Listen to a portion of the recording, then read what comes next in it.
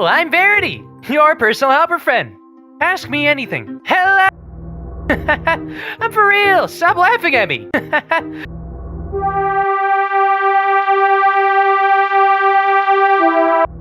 Hey, it's me, obesity, feed me.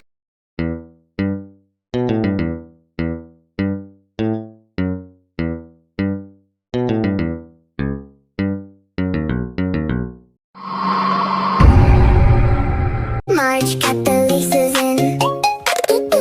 She locked up the door. They started screaming.